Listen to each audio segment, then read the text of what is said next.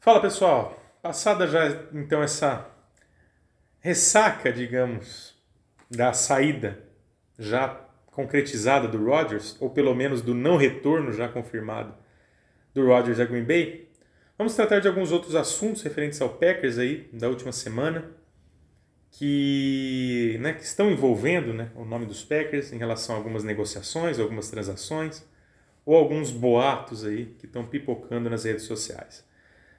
Uma negociação importante que a gente teve nessa semana foi a renovação, que era extremamente necessária, do Keisean Nixon, cornerback, que é o nosso grande retornador, um dos grandes destaques da última temporada. Um contrato renovado por mais um ano, vai receber no máximo aí em torno de 6 milhões, se não me engano. E então um retorno importantíssimo para a Green Bay, porque se tem uma coisa que se destacou nessa última temporada, por incrível que pareça, foi o nosso time de especialistas, que não cometeu gafes como vinham cometendo nas últimas temporadas. O Rich Bisaccia chegou, ajeitou a casa e encontrou no Keisean Nixon, cara, um retornador simplesmente fenomenal. Espero que ele continue mantendo essa regularidade extrema, fazendo esse belíssimo trabalho que ele vem fazendo nos Packers. Então, era como disse, uma necessidade a renovação com o Nixon, e essa renovação, felizmente, se deu. Outras movimentações ali em relação a contratos: Packers está aí liberando cap, né? Fez a reestruturação já na semana passada do David Bakhtiari, que vocês sabem tem um contrato muito caro, então já fez uma reestruturação para limpar um pouquinho o cap. Hoje foi anunciado também a reestruturação do Devondre Campbell, do Elgton Jenkins, outro cara importante. O Packers colocou até um termo de uma eventual troca no Elgton Jenkins, que se alguém quiser negociá-lo, tem que ser no mínimo por uma escolha de segunda rodada. Né? E quanto às saídas, nós tivemos a saída, como disse no vídeo anterior, do Allen Lazard, que foi para o New York Jets. Talvez já seja parte do pacote do Aaron Rodgers para o Rodgers formar sua panelinha agora em Nova York. Um contrato de 4 anos, 44 milhões, achei um contrato bastante elevado, tanto em termos de duração quanto de valores, porque o Allen Lazard, convenhamos, é um jogador razoável e que em outras equipes deve ser no máximo wide receiver 3, e nos Packers essa temporada foi wide receiver 1. Então, achei que saiu bastante caro para os Jets, mas enfim, é um jogador jovem ainda, tem potencial, mas não é nenhum wide receiver excepcional, convenhamos. Né? E outra saída que tivemos, o Jarran Reed, que já era um agente livre, um jogador da nossa linha defensiva, que está voltando depois de alguns anos para o Seattle Seahawks. Sinal que o Packers deve buscar alguém aí no mercado, na free agency ou via draft, ou pelo menos dar mais oportunidades, tanto para o Tedarius Slayton quanto para o Devonte Wyatt, que foi escolha de primeira rodada do draft do ano passado e que pouco jogou na última temporada. Pode ser uma oportunidade boa para o garoto de Georgia, mostrar o seu talento e o porquê ele foi draftado numa primeira rodada. E aí, tirando essas movimentações já concretizadas, existem algumas especulações, mas ainda nada confirmado, muito longe disso. A gente sabe que o Packers, em termos de free agency, é um sono danado, fica lá deitado eternamente em berço esplêndido, e muito se fala em questão de wide receivers, que apesar de nós termos nos reforçado ano passado com jovens recebedores, mas que seriam necessários agora jogadores mais experientes para carregar um pouco do piano, principalmente considerando que agora teremos Jordan Love como nosso quarterback 1. Então é difícil você montar, ter um ataque único e exclusivamente formado por jovens. Isso vai trazer muitos problemas. Então, muito se fala de que o Packers poderia buscar algum recebedor mais veterano no mercado. E hoje as opções que temos aí ainda são boas, mas estão ficando cada dia mais escassas, porque as transações não param. Chegou a se comentar no Adam Thielen, que foi cortado, do Minnesota Vikings, mas aparentemente Chiefs e Panthers estariam na frente nessa jogada. O Jacoby Myers era outro cara que chegou a ser vagamente comentado, mas já acertou também essa semana com Las Vegas Raiders. E além deles nós temos o DeAndre Hopkins, chegou a ser comentado, seria algo excepcional, está livre no mercado para trocas. O DeAndre Hopkins dispensa comentários, Se viesse um DeAndre Hopkins seria realmente sensacional. Mas acho muito difícil, não é o perfil do Packers fazer esse tipo de movimentação agressiva ou de contratação agressiva no mercado da NFL. Sinceramente, não acredito, mas se viesse, seria maravilhoso.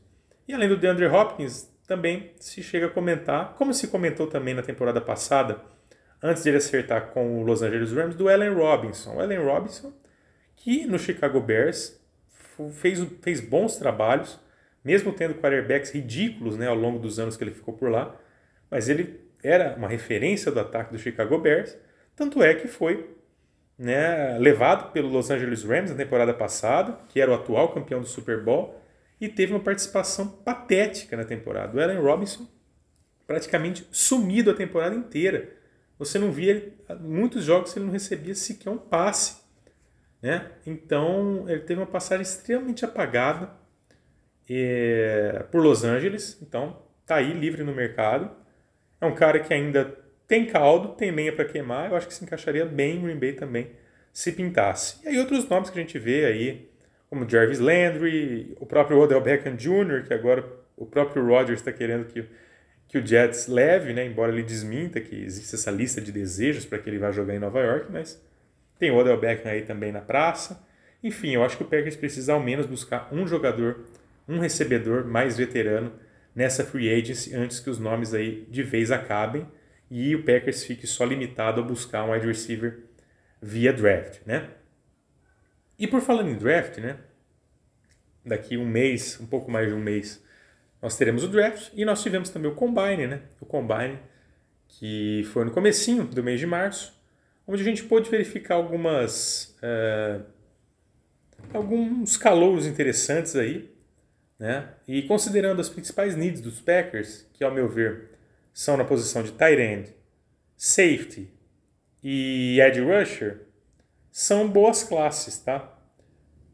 Tight end talvez tenha uma das classes mais profundas dos últimos anos. Acho que o Packers precisa endereçar nesse draft um tight end, porque tudo indica que o Marcellus Lewis não vai voltar, ou ele vai para os Jets a pedido do Rodgers, ou ele vai se aposentar. O Robert Tonyan está voltando aí de lesão, mas teve uma temporada muito abaixo, né?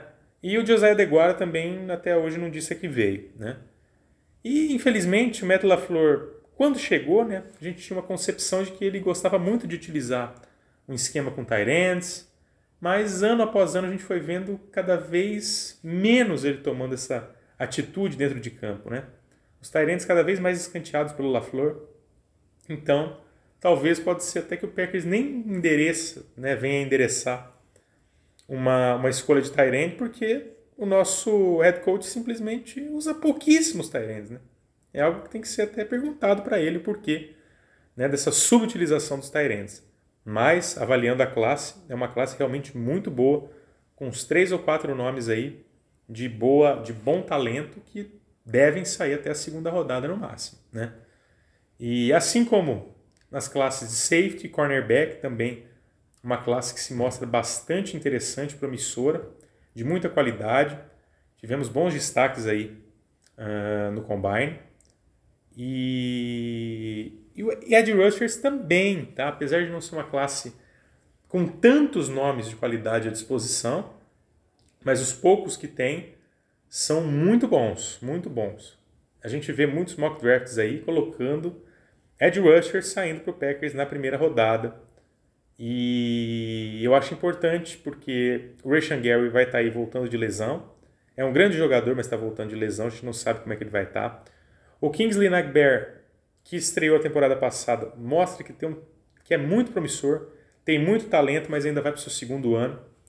Então, acho que mais uma adição ali, junto com o Gary, o Enagbare e o próprio Preston Smith, fazendo ali a rotação, o Devondre Campbell também, e agregar bastante no nosso pass rush a chegada de mais um edge. Tá? E tirando essas classes, que são as principais carências dos Packers, ao meu ver, temos os wide receivers, né? Que agora que não temos o Rodgers, será que o Brian Gutekunst vai endereçar uma escolha de wide receiver numa primeira rodada de draft? Se ele fizer isso, vai ser uma trollagem absurda com o Rodgers, né?